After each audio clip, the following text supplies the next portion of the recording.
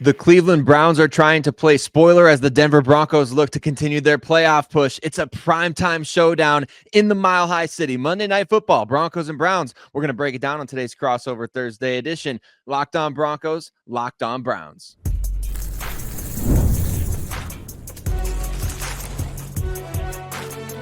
You are Locked On NFL Crossover, part of the Locked On Podcast Network. Your team every day.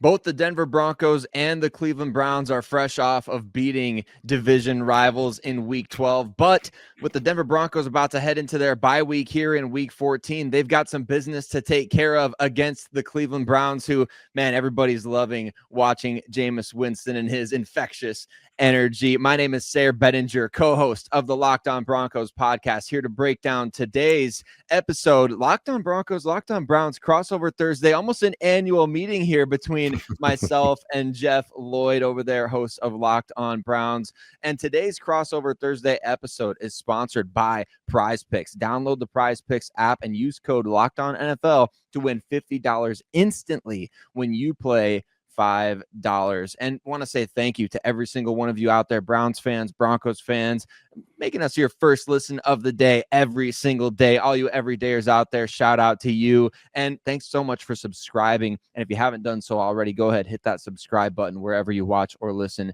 to the show.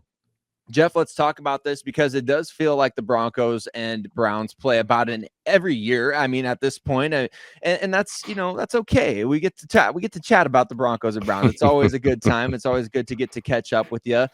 The tables are kind of turned from where we were at last year. It was almost exactly 1 year ago. The Broncos and the Browns played in Denver, and the Browns were the team that was making the big playoff push late in the season. They were the team with the dominant defense. Now the tables have flipped to where it's the Browns that are kind of out of the mix, looking to play spoiler. The Broncos now have the big-time defense.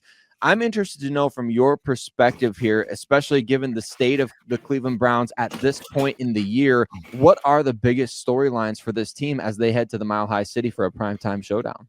I think, you have to probably start at the quarterback position with Jameis Winston. As the starter for this team, he is 2-2. Probably should be 3-1. I mean, granted, it was the defense that let them down against the New Orleans Saints, not necessarily the offense. But you have a guy here, and look, this is kind of what you go through, when you were no longer a starting quarterback in the NFL. Where is my shot to become a starter again? And you take jobs, going places, knowing, you're going to be a 2. You don't know, what's that's going to lead to. With Deshaun's injury, with Deshaun's ineffective play, all of a sudden now, there is this opening here for maybe a bridge guy in 2025 or, the opportunity to play it into, a further long-standing role. Jameis, we talked about this a couple times recently on the show is Jameis playing that good? Or is it just that maybe Jameis is a more likable guy? Or is that he's certainly playing better than his predecessor. There's no question about that. So it's, are we blowing this up because, he is more likable, but he has shown, and there's been certainly numerous others who have, Joe Flacco, Dorian Thompson-Robinson, PJ Walker. The only quarterback that has not found any success whatsoever with Kevin Stefanski is the one that they gave $230 million guaranteed to. Jacoby Brissett, another one. Baker Mayfield, Case Keenum. I mean, everybody has found a way to have some fun and some success in this system. Now, with Jameis being a former number 1 overall, so you look at it, and this is a big thing now. Like you look at Sam Darnold in Minnesota, with quarterbacks, that basically fell off, and you're waiting for that opportunity. You certainly handle things better. I think you conduct yourself better. When you're a former first round pick, you're maybe not listening to all the critiques you're getting, maybe, probably at a fault of your own, but you don't learn that. So basically you got to sit down. And, you're watching film and maybe somebody else is getting critiqued and going, man, I've always done it that way. And they're saying, let's not do it this way anymore. A little, against the Chargers certainly stymied him defensively, ended up throwing 3 interceptions that game. One thing Jameis brings that is always an issue I have with this Kevin Stefanski offense is they just don't throw the ball vertically enough. And it's not even that I need success. if you don't throw it at all, guess where all the coverage is going to be? And, you're putting bodies in a cage, and it becomes, basically you have to win by, death of 1,000 paper cuts. Defensively, it's coming around. And it's been tough for Miles this year, and we're not sure where it's at, but there are talks that, Miles might need some sort of off-season surgery on his feet. Certainly, the Watt brothers, and let's just get this off my chest. This is the stupidest conversation ever. We're having two brothers who have over 100 career sacks saying that another guy who's about to have 100 career sacks is not as good of them. Throw the pity party in Canton, Ohio, fellas, when you all make it. Nobody cares. This is such a pointless conversation that goes on. But hey, if it's going to aggravate my guy to the point that it becomes Defensive Player of the Year, it's fine. But they're playing better defensively. And that's been a key. This is certainly at the point where there is a lot of development and nature, watching what's going on here. Certainly, where Jerry Jeudy, former Denver Bronco, is. What is he going to be? Is he going to be a soft one? Is he going to be a hard number two? These are things Browns are going to continue to find out as this year goes on. The offensive line, it has been in disarray. They have started 7 different units to this point. But we're going to get the same unit again. So you start to get a little, continuity. It's been fun to watch the last couple of weeks. And we were really concerned what was going to happen with this team when they went to the bye, because they were so beaten when they went to the bye. How do you amp that back up? Well, when you got pros like Myles Garrett, Nick Chubb, Joel Bitonio, and Jameis Winston. And I think, normally, hey, you'd say, well, maybe you lose, maybe you tank. But I think for what this team has been through, I think winning, being successful here, even though it's not going to change the outcome of your season, is certainly going to do a lot more for that franchise than saying getting the number 2, number 3, number 4 overall pick. Which right now it doesn't feel like it's going to be within reach for a team with Cleveland's talent. Obviously, there's a lot of bad teams in the NFL this season. I believe 17 teams right now have 7 or more losses, which is kind of crazy to think about. So you have and you have nots. It's yes, exactly that. I know Broncos country very excited to see the rematch with Jerry Jeudy here coming to the Mile High City. He's been on a heater the last 4 games, especially the last couple of weeks against Pittsburgh and New Orleans. I know a lot of Broncos country been kind of loathing the wide receiver position in Denver this year, but it'll be fun to see Jerry likely going up against Pat Surtain in this matchup for the Just going to jump in here real quick, Sarah. Detroit Lions recently released defensive end James Houston was claimed by the Cleveland Browns back in 2022. James Houston had 8 sacks as a rookie in 2022. Browns were a little light at the DN rotation. Really actually kind of like this move. Just, more bodies in there. The Browns know who their dog is at the edge position. We certainly don't know where the number 2 edge guy is. Was trades Zadarius Smith to the Detroit Lions. So James Houston in the rotation. You figure he'd be at practice tomorrow. Not sure he'd be ready to go Monday night, but the Browns was something to show here, work with over the last 5 weeks. There you go. Very interesting. A little pay it forward after the Zadarius Smith trade earlier this season, obviously. So you never know. But it's great to see the Cleveland Browns coming back to Denver after last year's matchup. It's going to look a lot different, but there's the ties that bind, Jeff. Very interesting to me. Obviously, you mentioned Jameis Winston, a huge storyline in this game. Jameis, he played for Sean Payton. That was really maybe the best he's looked as an NFL starter up until this point. When he played under Sean Payton for those 7 games before he tore his ACL. So I know that he's been bringing up his time with Sean Payton and kind of just, commentating on Bo Nix and his time with the media this week. So it's going to be fascinating to see Jameis Winston coming to the Mile High City as a starter, one of Sean Payton's former quarterbacks there. But the Denver Broncos, if they're going to get a win in this game, there's a couple of key storylines to be paying attention to. Obviously, offensively, Bo Nix been stealing a lot of the headlines, but can the running game get going? And defensively for this team, who the heck is going to be out there for the Denver Broncos? Jeff and I are going to talk about that coming up next on today's Crossover Thursday edition. Locked on Broncos, Locked on Browns. Today's show is brought to you by FanDuel. Hey, get ready to tackle the NFL action with FanDuel, America's #1 sportsbook, because right now, new customers can bet $5 and get $150 in bonus bets if you win. And the FanDuel Sportsbook app, it gives you everything that you need to place live bets on the NFL all in one place. So you get a hunch in the middle of the game. You can check out the latest stats, view live play-by-play, and so much more on the same page where you place your bets. Just visit FanDuel.com to join today, and you can check out the different aspects of this Broncos-Browns matchup that might be enticing to you. The Broncos favored by 5.5 points at home. The over-under set at 41.5 points, but you can also check out some individual props that they've got going on over there at FanDuel. So again, you'll get started with $150 in bonus bets if you win your first $5 bet. So visit FanDuel.com. Never waste a hunch and make every moment more with FanDuel, an official sportsbook partner of the NFL. Bo Nix has been stealing a lot of the headlines for the Denver Broncos this year, but offensively, we're wondering if that running game can get going against the Cleveland Browns. And for the Broncos defense, who's going to be out there playing in this Monday night matchup? We're going to break that down on today's Crossover Thursday edition. Locked On Broncos, Locked On Browns. But want to say once again, thank you to every single one of you out there that makes Locked On Broncos or Locked On Browns your first listen of the day every single day. We appreciate you so much. I'll give even a mile high salute to all of you Browns fans out there as well. Mile high salute to all of you everydayers, and especially those who subscribe to the show and don't miss a single episode. Jeff, for the Denver Broncos offensively in this game, the storyline has all season been Bo Nix. Of course, initially it was, well, what is this guy going to be? And then it is, can he bounce back from a tough start? And then it's, can he keep the good vibes rolling? Now we're starting to get to the point of the season where Cody and I have been talking about this a little bit on our shows.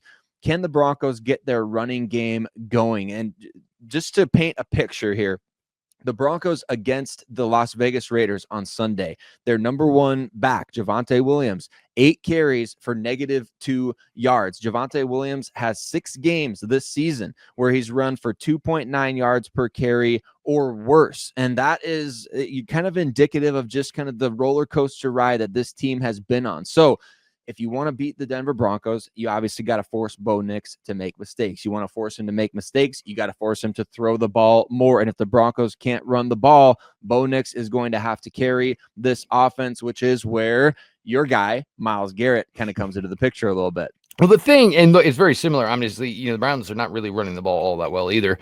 But with Cleveland, their predominant is to just get after the quarterback and play man coverage. Bo Nix, and it's strange to say that rookie's just eating up zone coverage, but he is. And, and maybe Bo Nix isn't your average rookie, certainly. Man, I don't want to say it's his Achilles heel, but he's just not doing his better. And certainly that's what the Browns, love to do. Cortland Sutton has been a pain in the Browns' butt this entire time in the NFL. He's always been, Denzel Ward, they put him on him because basically you take your corner, you put him on your best receiver. It's just not a great matchup for Denzel Ward. Cortland is taller, he's longer, and it's just, he's had his number against Denzel Ward a couple times. And the thing with Bo is, you got this stretch run going here, and he is a rookie quarterback. There's probably going to be one clunker coming here, but you think it might be against some of the better teams you've got on the end of your schedule, maybe not necessarily the Browns. And for the clunker to come now, and I believe you guys go on to the bye right after, so who knows how this works here.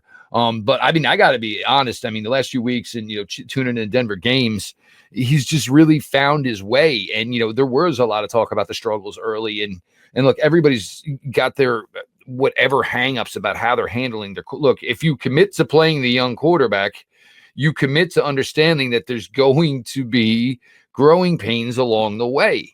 Bo, the growing pains started and then they just kind of stopped because he found his way and found out what works for him. But the other thing, and to agree with you, is you're getting to the time of the year where you kind of need a running game. Weather gets a little bit more trickier. People are getting tired overall. So you take it easier on your offense by running the ball. You hopefully are taking it easy on your defense by running the ball a little bit. So, certainly, and this will come up in segment 3, I'm sure this is going to be a key for either team is, can anybody, run the ball to help them get some control of the time of possession? That is going to be huge in this game. And you're right, that a little teaser for segment 3 there in terms of the keys to victory. But that is huge for this Broncos team, is finding that groove running the ball, because they've got guys that can play well. I mean, Javonte, to his credit, has had a number of really good games this year. Audric Estime, former Notre Dame star, who's the rookie running back for the Broncos, getting a little more run lately. he's had a couple of good games. Jaleel McLaughlin had a good game against the Las Vegas Raiders. So it's really just a matter of everything clicking for these guys all at once. And hey, if we could get Mike McGlinchey to stop maybe holding on some of these longer runs, maybe the Broncos would have a little bit more success. So defensively for the Broncos, though, Jeff, I'm looking at this matchup. Obviously, as the time we're recording this, there's no official injury report required by the NFL in terms of the scheduling difference of the Broncos playing on Monday against the Browns. So we don't know what the status is of Zach Allen. We don't know what the status is of starting cornerback Riley Moss. Those two guys loom large in this matchup in terms of, I think, exploiting what has been maybe the Browns' biggest weakness overall this season offensively, which is they can't convert third downs very well. They are 32nd in the NFL in terms of converting third downs offensively. So we don't know who's going to be available for that Broncos defense. Will Riley Moss play? If he doesn't, who steps up in his spot? Could be, veteran Levi Wallace. Could be maybe rookie Chris Abrams-Drain gets a little bit of a call up this week. Defensive line played decent in the second half against Vegas, but that absence of Zach Allen was huge for the Denver Broncos, as he is their best interior defensive lineman and creates pressure almost every single play out there. So those two guys, if they play or not, I think that looms really big for this Denver Broncos team against the Cleveland Browns. No question about it, and we'll jump in here again with some second breaking news. Browns have also claimed today defensive end, formerly of the Kansas City Chiefs, Cameron Thomas, formerly San Diego State University. So Browns, making some moves here. But you're going to get into this. It's going to be, this is the thing I think that really excites me is I think the Browns are going to fight here. And, I know maybe the success won't necessarily be there. You still have you guys, they've got Pittsburgh, they've got Kansas City, they've got Cincinnati, they've got Miami, and they close it out with Baltimore. So it's a tough stretch here. But, you wear your record. Look, the fact that, you're not going to be doing anything in January is on your own. You earned it. But you go into this game, and look, Denver's never the easiest place to play in the world. When there was talks that this game was going to get flexed out, what kept this game here is Bo Nix. Is the Denver. This wasn't a testament about the Browns in any way whatsoever. It was a testament that Bo Nix is a rookie quarterback playing really well, and he deserves a primetime spotlight. So that's why this game is going to be here. The offensive line, look, it's Myles Garrett's never an easy task. He's not. And if you're worried about the holding calls, maybe that won't be an issue this week because they don't ever seem to call holding against Myles Garrett. Only guy who's as successful as he is, but never seems to get held, but you're going to have to get after it. And, with it being, for the Browns, it's an extended week. You know what I'm saying? You're going from Thursday night football to Monday night football. Again, injuries, I don't know where we're at. The things I can tell you right now that may affect the Browns is Cedric Tillman. And it's weird because we didn't get anything from practice today yet, which makes no sense either. Cedric Tillman currently in the concussion protocol. Jedrick Wills, I don't even know why we're talking about him, even potentially playing. The whole situation is just done and over with. But Tillman is in the concussion protocol. Other significant name, JOK, is on IR. He wouldn't be relevant, relevant to this game anyway. So, you're just going to see where we're at, and it'll be late. Certainly we'll get information as late as Saturday is where these guys are at. Always the difficulty kind of covering a Monday night game. But it's Monday Night Football. Denver is still, everything is there for them. I know their stretch isn't that easy either. And really for Denver, it's almost going to be probably what you can do in 17 weeks because you might get that cherry on top in week 18 where you're not going to see anybody that anybody knows on the Kansas City Chiefs playing in that week 18 game. So for Denver, it's trying to do as much damage as you can now, and maybe you kind of get a cookie in week 18.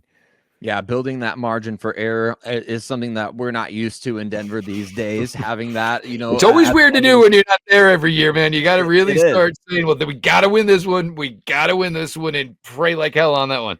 Exactly. It's always an uphill battle when it comes to the NFL playoffs. Things are going to be tightening up. We saw the Browns, they played really well against the Pittsburgh Steelers in the game that, there was a lot of the elements. So I don't think the Browns are going to be worried about whatever the weather's like in Denver this week. But what are the keys to victory for both of these teams, because you know what, like Jeff said, the Browns, they ain't really playing for draft position. They want to end the season on a high note, whatever that looks like. And the Broncos, they want to go into the bye week on a high note. We're going to break down our keys to victory coming up next on today's crossover Thursday edition. Locked on Broncos, Locked on Browns. Today's show is brought to you by Game Time. And you know what I love so much? I love going to see my favorite teams, my favorite comedians, and my favorite music artists in person. There's nothing better. Going to see the Denver Broncos in the Mile High City.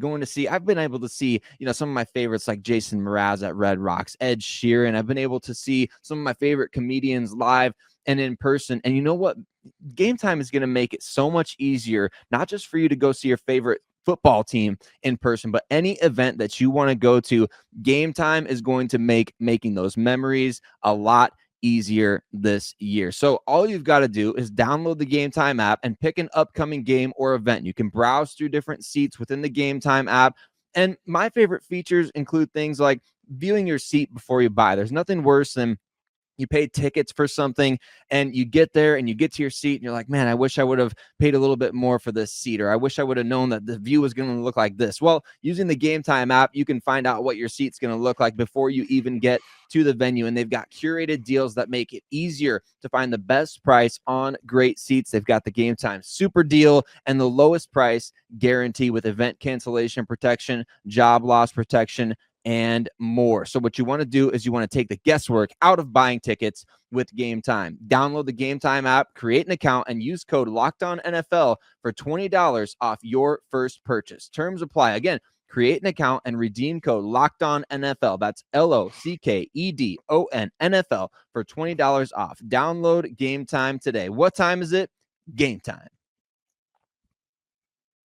As we jump into the fourth quarter, we are going to break down our 3 keys to victory for the Denver Broncos and the Cleveland Browns on Monday Night Football, with Cleveland heading to the Mile High City. But once again, just want to shout out every one of you, everyday listeners of Locked On Broncos and Locked On Browns out there. We appreciate you so much for making us your first listen of the day every single day.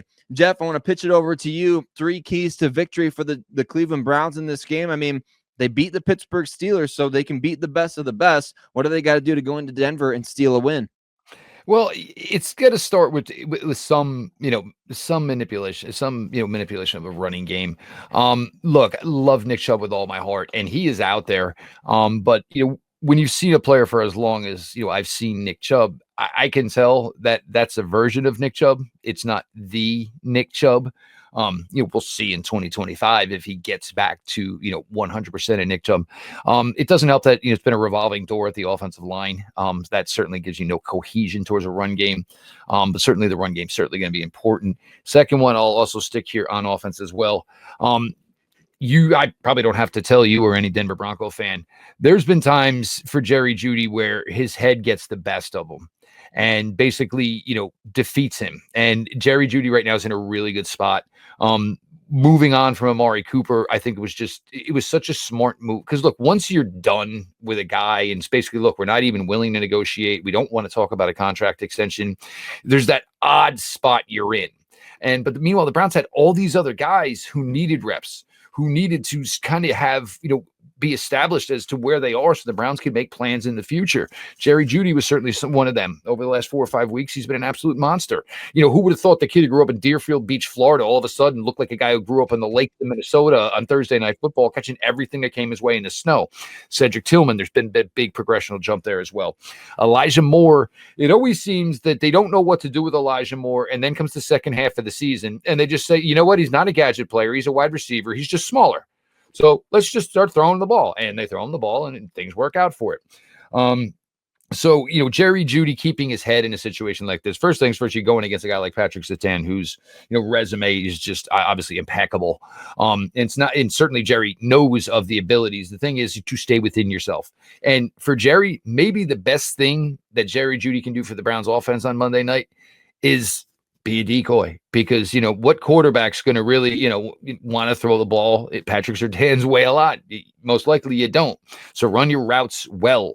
preoccupy Mr. Surtain, and therefore you have guys, and we'll see again if it's Tillman, David Njoku, certainly Elijah Moore, and you can get other guys involved here, because if the Browns say, hey, we're willing to give up Jerry Jeudy to give up Patrick Surtain, you're going to do that 9 times out of 10 out of 10.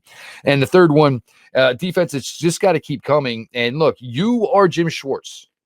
You have this resume. You should be the one that makes Bo Nix look like a rookie. It shouldn't be Bo Nix having a day against a guy like you. That's more of a statement about maybe where Jim Schwartz would be in his career as for Bo Nix, because we know Bo Nix is trending towards being one of those guys. But if you're supposed to be one of these, guru, top notch, you should be ready to go against a rookie quarterback, even though we're getting to the point where, the rookie label starts to wash off a little bit after all the amount of times that he's played. But you need to have Bo Nix make a couple of mistakes. And as you said, they don't run the ball very well. So that should play into your hands of saying, well, all we want to do is play man coverage and get after the quarterback. Well, it appears Denver might let you do that. Now let's see what happens. Yeah, exactly. It's going to be another test for Bo Nix coming off a game where you play against Max Crosby. I know the Broncos won by 10 points against the Raiders, but Max Crosby really made life difficult for Sean Payton, for Bo Nix, forcing them to just really He needs to get out of Las Vegas so bad. I know. Get him out of there. I'm with you on that, Jeff. Get Max Crosby out of Las Vegas, and as long as he's not going to the Chargers or the Chiefs, I'm fine with him leaving Las Vegas at any point in the near future. So Myles Garrett, similar beast, a similar type of guy that you've got to account for every single play. You adjust your protection plan. You adjust everything that you do based on where he's lining up. And that's what the Broncos have to do. I mean, that's the number one overarching thing that they need to do to win this game. But my 3 keys to victory, Jeff, number 1, you need to avoid negative plays on the early downs. That's what got them into trouble against the Las Vegas Raiders consistently. Javonte Williams, negative run or a gain of just 1 yard. Too many negative plays on first downs, and then you have a good play maybe on second down, but it gets called back, or you have a penalty on first down.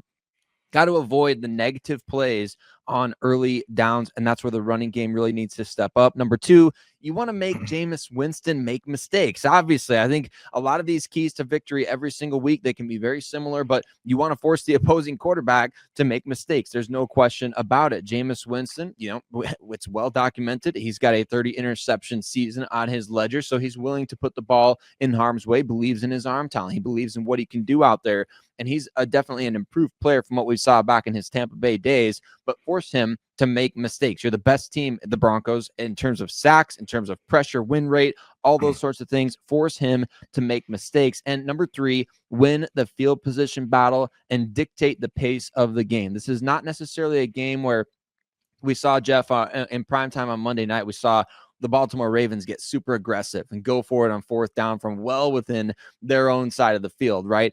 I don't think this is a game where the Broncos need to really mess around with that. They don't need to go out there and say, hey, we're going to be the aggressor. We're going to go for it on fourth down before we get to midfield, or we're not going to take 3 points. We're going to try to get 6. This is a game where I think that you can play sort of an old school Big Ten style game, right? You can go for it in certain situations that dictate, but play the smart field position game, attempt to run the ball effectively and dictate the pace of this game, because if you're dictating the pace of this game, you're going to be able to keep a guy like Myles Garrett at bay a little bit better than what you have in the past, or what other teams have in the past. So those are 3 keys to victory for the Denver Broncos as they look to get into the playoffs this season. I think it's going to be a fun matchup. I think it is, and I think for Browns fans, there's a lot more renewed, I would say, love for watching this team play. I think a lot of people were absolutely ready to just pack it up. Certainly doesn't help that the Cleveland Cavaliers are an unstoppable unit right now. But again, Jameis has made this team more likable. And it's always going to come down to your quarterback. Nick Chubb, Joe Bitonio, they're great. But, if the main guy is not the main guy, and he's a very difficult guy to root for, it becomes an unpleasant experience. The losses just make it to the point where you don't care. That narrative is kind of changed right now. And these are all going to be big games for the Browns closing it out. I mean, Cincinnati maybe is wavering, but everybody, that they're going to be playing against is going to be somehow, some way playing for their playoff lives. So, it isn't necessarily so much about being the spoiler, but show up. I mean, everybody understands that this team certainly had a lot of injuries this year. And not that anybody doesn't, but it's just go out there. You got to battle, and tanking. It's great for guys like us to say this and set up how we're doing our off-season coverage, and we could, you start using words like that within a locker room or within a front office. Everybody can start packing their stuff up and heading on. You cannot show that. You cannot project that. The Giants trying to start Tommy DeVito and now have to start the better quarterback because Tommy DeVito might be in. Like, you look at some of these teams, and and for me, that's and I was telling before we record here, I think people think when the Cleveland Browns, just because they're not good record wise, I think everybody just thinks it's a clown show again. Look, this place has been a clown show for years. Trust me, I covered it. It is not a clown show anymore. Yes, it was an unsuccessful season, but it just doesn't mean that all of a sudden, 60 guys with, colored hair and makeup on started, filing out of a Datsun again. It's not. It was just an off year, and certainly, 3 guys with your owner, your general manager, your head coach, all went in heavy on the most important position in all of professional sports, and it failed miserably. But the thing is they're smart enough in so much else that they do.